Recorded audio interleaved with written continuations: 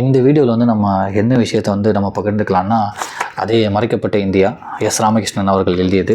So இந்தியாவை பற்றி முழுக்க வந்து நமக்கு தெரியாத விஷயங்கள் எல்லாமே வந்து இதில் டாக்குமெண்டட் பண்ணியிருக்காங்க. இன்னொன்று அதுக்கான சான்றுகளுமே இங்கே வந்து கொடுத்துருக்காங்க. ரொம்ப யூஸ்ஃபுல்லான இன்ஃபர்மேஷனாகவே வந்து இதில் இருக்குது. அதை பற்றி தான் வந்து நம்ம இந்த வீடியோவில் வந்து பகிர்ந்துக்கலாம் அப்படின்னு. இதுக்கு முன்னாடி வந்து கிட்டத்தட்ட ஒரு 3 வீடியோ போட்டிருப்போம்.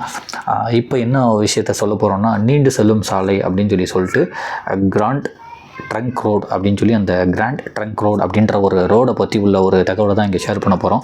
இப்போ நாடு வந்து ரொம்ப வளர்ச்சி அடைஞ்சதுக்கு வந்து காரணம் என்னென்னா வந்து இந்த ரோடுகள்லாம் வந்து போட்டோன்னே வந்து ஒரு இடத்துலேருந்து இன்னொரு இடத்துக்கு வந்து எல்லாமே பயணம் பண்ண ஆரம்பித்தாங்க. அதுலேருந்து வணிகம் பண்ணாங்க, அப்புறம் நிறைய கற்றுக்கிட்டாங்க. அதுக்கப்புறம் கொஞ்சமாக வளர்ந்துட்டோம். நம்ம வந்து ஒரே இடத்துல இருந்தோம்னா கண்டிப்பாக நம்ம நிறைய விஷயத்தை வந்து கற்றுக்கவே முடியாதுன்னு சொல்லிட்டு இப்போ வரையும் சொல்லுவாங்க. நீ ஒரே இடத்துல வந்து ரொம்ப கம்ஃபர்ட்டாக இருந்துட்டால் வந்து உன்னால் கற்றுக்கவே முடியாது. நீ அடுத்தடுத்த இடத்துக்கு போகும்போது தான் வந்து அந்த இருக்க சுச்சுவேஷனுக்கு ஏற்ற மாதிரி கற்றுக்க முடியும்னு சொல்லிட்டு இப்போ உள்ளவங்க எல்லாத்துக்குமே சொல்லுவாங்க. இதே மாதிரி அப்போவுமே வந்து இந்த ரோடுன்றத நெடுஞ்சாலைன்றது ஒன்று இல்லைன்னா அந்தந்த மக்கள் அந்தந்த ஊர்லேயே இருந்திருப்பாங்க. எதையுமே வந்து கற்றுக்காமையே போயிருப்பாங்க. ஸோ இந்த இதுலேயுமே வந்து இப்போ சொல்ல போகிற விஷயமே வந்து அந்த கிராண்ட் ட்ரங்க் ரோடு வந்து எவ்வளோ அந்த ஒரு நெடுஞ்சாலை வந்து எங்கேருந்து எங்கே ஆரம்பிச்சிச்சு, கிட்டத்தட்ட வந்து பாகிஸ்தான் வழியாக போய் ஆப்கானிஸ்தான் வரையும் வந்து அந்த ரோடு வந்து முடியுது. அது அவ்வளோ பெரிய ரோடு. அதனால் எவ்வளோ இந்த நெடுஞ்சாலை வந்து எவ்வளோ முக்கியமானது, இது வந்து வணிகத்துக்கு வந்து எவ்வளோ ஒரு பயன்பட்டுருக்கு. இங்கே அதாவது பாகிஸ்தான்லேருந்து ஆப்கானிஸ்தான் வரையும் அந்த பக்கத்தில் வந்து போயிருக்கு. அந்த தட்சசீலம் அது வரையும் வந்து அந்த ரோடு வந்து போயிட்டு இருந்திருக்கு. அது வந்து எவ்வளோ பேருக்கு யூஸ்ஃபுல்லாக இருந்துச்சு. அதனால் வந்து எவ்வளோ பேர் வந்து படிக்க வந்தாங்க, எவ்வளோ வணிகம் நடந்துச்சு. அந்த ரோட்டில் வந்து அந்த இப்போ இருக்க மாதிரி வந்து அந்த சுங்க வரி அதெல்லாம் வந்து கலெக்ட் பண்ணியிருக்காங்க. இலைப்பாடுறதுக்கு வந்து அந்த கல்லெலாம் வச்சு போட்டிருக்காங்க. அப்புறம் வந்து குதிரையில் போகிறவங்களுக்கு வந்து மருத்துவர்கள்லாம் வந்து வச்சுருக்காங்க. குதிரைக்கு ஏதாச்சும் உடம்பு சரியில்லைன்னு அப்படின்னு சொல்லிட்டு அந்த ரோடை வந்து அடுத்தடுத்த வந்த மன்னர்கள் வந்து எவ்வளோ அழகாக மெயின்டைன் பண்ணாங்க.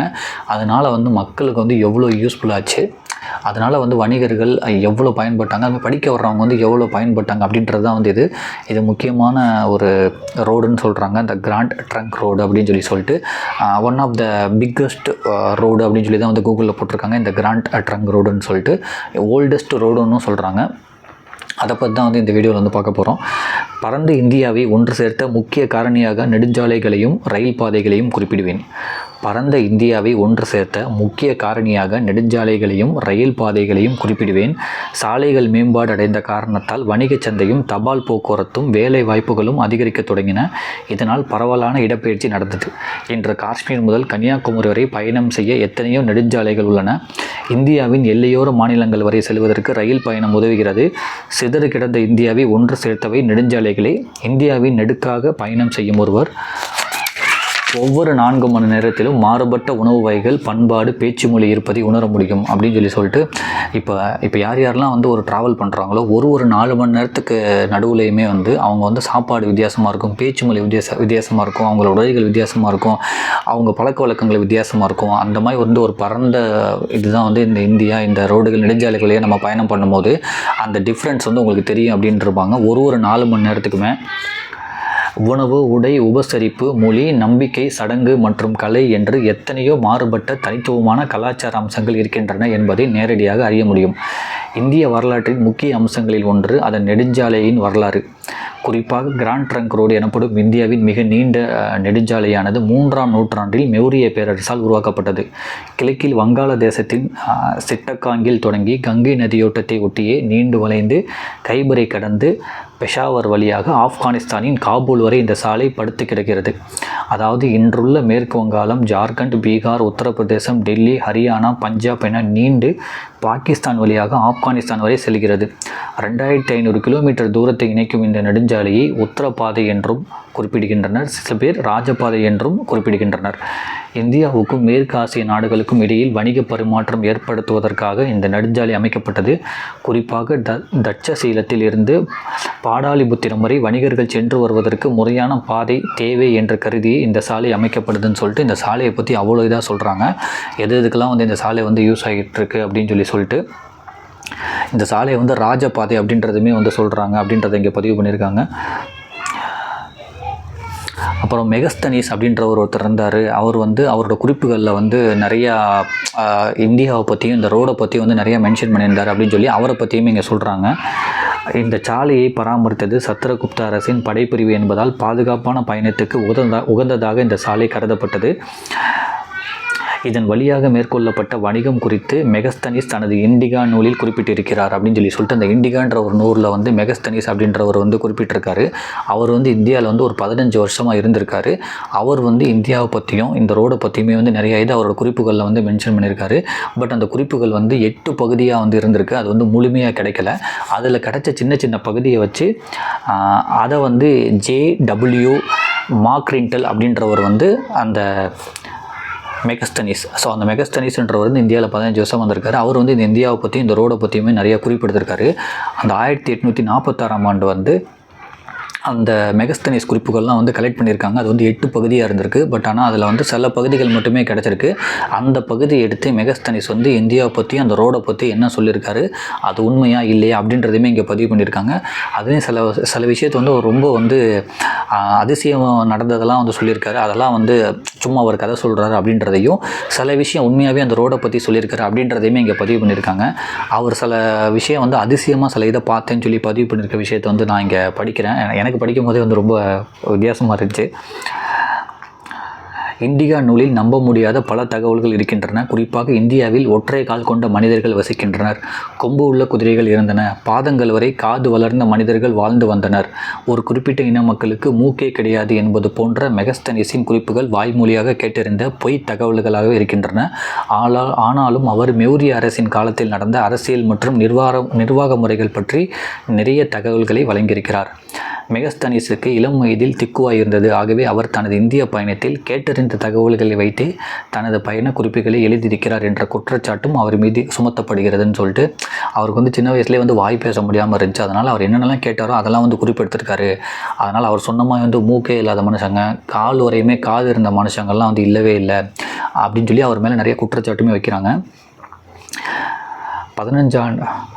15 ஆண்டுகளை இந்தியாவில் கழித்த மெகஸ்தனிஸ் கிராண்ட் ட்ரங்க் ரோடு குறித்து பதிவுகளை துல்லியமாக எழுதியிருக்கிறான்னு சொல்லிட்டு அவரோட குறிப்பில் வந்து இந்த கிராண்ட் ட்ரங்க் ரோடை பற்றி என்ன எழுதியிருக்காரு அப்படின்றதையுமே இங்கே பதிவு பண்ணியிருக்காங்க.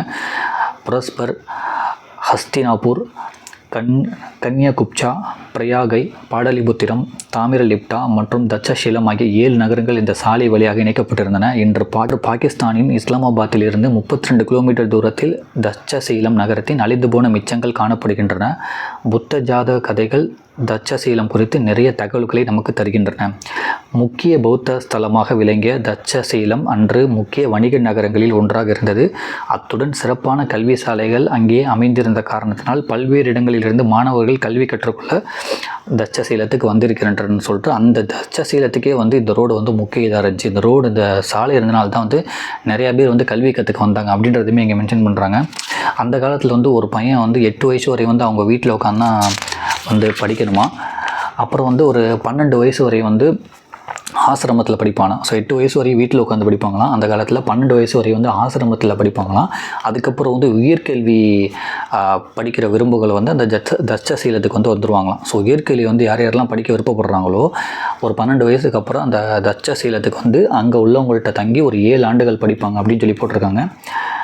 12 வயது வரை ஆசிரமத்தில் கல்வி கற்பான். அது முடிந்து உயர்கல்வி கற்க விரும்புகிறவர்கள் தட்சசீலத்தை தான் தேர்வு செய்வார். அங்கே 7 ஆண்டுகள் ஆசிரியருடன் தங்கி பயிலும் மாணவர்கள் அறிவியல், தத்துவம், வானவியல், கணிதம், கவிதை, மெஞ்ஞானம் ஆகியவற்றில் தேர்ச்சி பெற்றனர். இப்படி கல்வியின் பொருட்டு பயணம் செய்யும் மாணவர்களுக்கு கிராண்ட் ட்ரங்க் ரோடு முக்கிய பயண வழியாக இருந்தது. மௌரிய அரசர்களை பற்றிய தகவல்களை சங்க இலக்கியத்தில் காண முடிகிறது அப்படின்னு சொல்லிட்டு அந்த கிராண்ட் ட்ரங்க் ரோடு வந்து எதுக்கெல்லாம் வந்து நிறைய பேர் ஹெல்ப் பண்ணியிருக்கு, எவ்வளோ பேர் படிக்கிறதுக்கு அந்த ரோடை யூஸ் பண்ணி வந்திருக்காங்க, அந்த சாலை வந்து எவ்வளோ முக்கியமானது இந்த வரலாற்றுன்னு சொல்லிட்டு இந்த மாதிரி சொல்கிறாங்க. சாலைகளை மேம்படுத்தியதில் மௌரியர்கள் காட்டிய கவனம் குறிப்பிடத்தக்க ஒன்றுன்னு சொல்லிட்டு இந்த மௌரியர்கள் வந்து சாலைகளை வந்து எவ்வளோ அழகாக மெயின்டைன் பண்ணாங்க, அவங்க ஆட்சி காலத்தில் வந்து அந்த சாலை வந்து எப்படிலாம் டெவலப் ஆச்சு அப்படின்றதுமே இங்கே வந்து பதிவு பண்ணுறாங்க. சாலைகளை மேம்படுத்தியதில் மௌரியர்கள் காட்டிய கவனம் குறிப்பிடத்தக்க ஒன்று. அதன் விளைவாகவே கிராண்ட் ட்ரங்க் ரோடு சிறப்பாக அமைக்கப்பட்டது. மௌரியர் காலத்தில் அமைக்கப்பட்ட இந்த சாலையை முறைப்படுத்தியவர் ஷெர்ஷா சூரி. இவர் 16ஆம் நூற்றாண்டில் டெல்லியை ஆண்ட சூர் வம்சத்து அரசர். தபால் மற்றும் போக்குவரத்து காரணங்களுக்காக ஷெர்ஷா சூரி இந்த சாலையை மேம்படுத்தினார். குறிப்பாக சாலையோர உணவு விடுதிகள், தங்கும் இடங்கள் அமைத்ததோடு வெயிலின் கொடுமை தெரியாமல் இருக்க சாலை முழுவதும் மரங்களை நட்டார் ஷெர்ஷா அப்படின்னு சொல்லிட்டு இந்த ஷெர்ஷா அப்படின்றவர் வந்து அந்த ரோடை வந்து என்னென்னலாம் மெயின்டைன் பண்ணியிருக்காரு, ரோடெல்லாம் மரம் வச்சுருக்காரு. அப்புறம் வந்து அங்கே ரோடு வழியாக பயணம் பண்ணுறவங்க வந்து ரெஸ்ட் எடுக்கிறதுக்காக வந்து கல் வச்சுருக்காரு. அப்புறம் அந்த மயில் கல் அதெல்லாம் வச்சுருக்காங்க. அதுக்கப்புறம் வந்து குதிரைகள் பயணம் பண்ணுறவங்களுக்கு வந்து குதிரைகள் வந்து ஏதாச்சும் உடம்பு சரியில்லைன்னா அதுக்கு வந்து அந்த மருத்துவர்கள்லாம் வந்து அங்கங்கே இருக்க மாதிரி வந்து ஒரு ரெடி பண்ணி கொடுத்துருக்காங்க. அதுக்கப்புறம் வந்து போகிறவங்களுக்கு வந்து சாப்பாடெல்லாம் இருக்கிறதுக்காக வந்து சாப்பாடு அந்த ஹோட்டல்ஸ்லாம் வந்து சின்னதாக வந்து வச்சு கொடுத்துருக்காங்க. அதுக்கப்புறம் இந்த எந்த ஊருக்கு போகிறாங்களோ அதுக்கு தகுந்த மாதிரி வந்து வரியுமே கலெக்ட் பண்ணியிருக்காங்க. ஷெர்ஷா சூரி அமைத்த மயில் கற்களையும் சாலையோர விடுதிகளையும் இன்றும் டெல்லி அம்பாலா நெடுஞ்சாலையில் காண முடிகிறது.